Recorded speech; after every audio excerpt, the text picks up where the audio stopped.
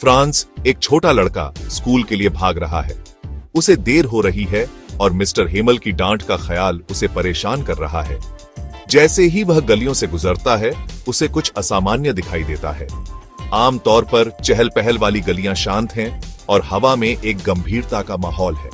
France school पहुंचता है, हांफता हुआ और चिंतित। स्कूल असामान्य रूप से शांत है। बच्चों के पाठ पढ़ने की आवाज या मिस्टर हेमल के रूलर की आवाज नहीं आ रही है। वह कक्षा में झांकता है, उसका दिल तेजी से धड़क रहा है। सामान्य शोर के बजाय फ्रांस कक्षा को अजीब तरह से शांत पाता है। छात्र चुपचाप अपने डेस्क पर बैठे हैं, एक असामान्य दृश्य जो फ्रांस को और भी बेचैन करता है। उसकी नजर मिस्टर हेमल पर पड़ती है, जिन्होंने अपने सबसे अच्छे कपड़े पहने हैं। उनके चेहरे पर उदासी है। फ्रांस को पता चलता है कि कुछ गड़बड़ है। असामान्य सन्नाटा, गंभीर माहौल और मिस्टर हेमल का व्यवहार, सब कुछ महत्वपूर्ण होने की ओर इशारा करता है। वह अपनी जगह लेता है। उसके दिमाग में सवाल दौड़ रहे हैं और उसके दिल में एक अजीब सी आशंका घर कर रही है। मिस्टर हेमल कक्षा को संबोधित करते हैं। उनकी आवाज भावुकता से भरी है। वह घोषणा करते हैं कि यह उनकी आखिरी फ्रेंच क्लास होगी। बर्लिन से आदेश आया है और अब से एल्सेस और लोरेन के स्कूलों में केवल जर्मन पढ़ाया जाएगा। यह खबर फ्रांस पर बिजली की तरह गिरती है। उसने हमेशा अपनी फ्रेंच की पढ़ाई को हल्के में लिया था, अक्सर अपनी वर्ब्स और पार्टिसिपल्स सीखने से बचने के बहाने ढूंढता था। अब अपनी भाषा सीखने से मना किए जाने का विचार उसे पछतावे और निराशा से भर देता है।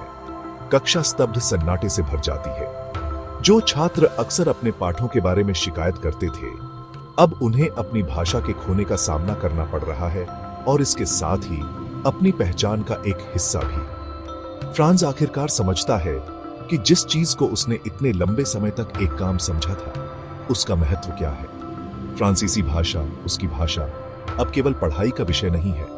यह उसकी संस्कृति और विरासत का प्रतीक है। कुछ अनमोल है जो उससे छीना जा रहा है। मिस्टर हेमल धैर्य और देखभाल के साथ अपना आखिरी पाठ पढ़ाते हैं। वह फ्रांसीसी भाषा की सुंदरता और महत्व के बारे में बात करते हैं।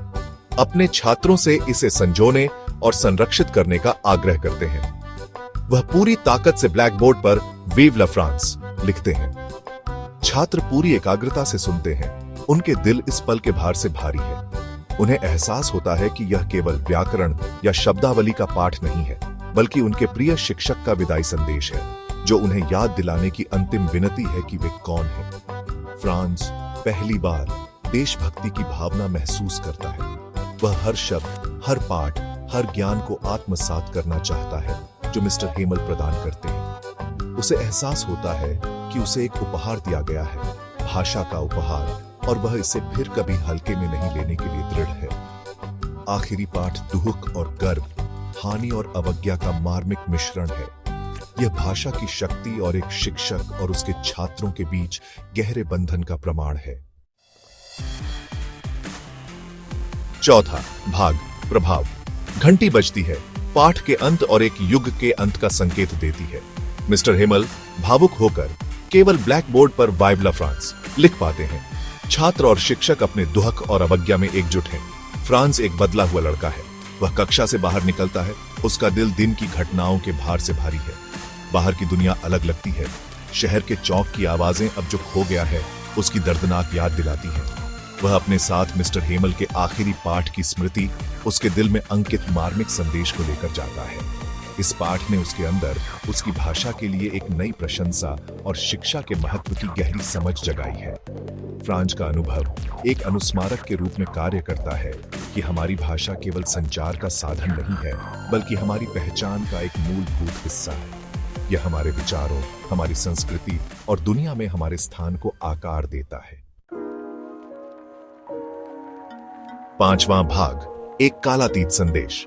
द लास्ट लेसन भाषा के नुकसान और शिक्षा के महत्व के बारे में एक शक्तिशाली कहानी है।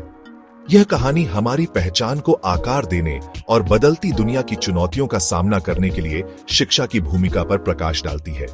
यह एक अनुस्मारक है कि शिक्षा केवल ज्ञान प्राप्त करने के बारे में नहीं है, बल्कि स्वयं की भावना और अपनेपन को विकसित करने के बारे में है। यह कहानी आखिरी पन्ना पलटने के बाद भी पाठक के साथ रहती है, चिंतन और कार्रवाई को प्रेरित करती है।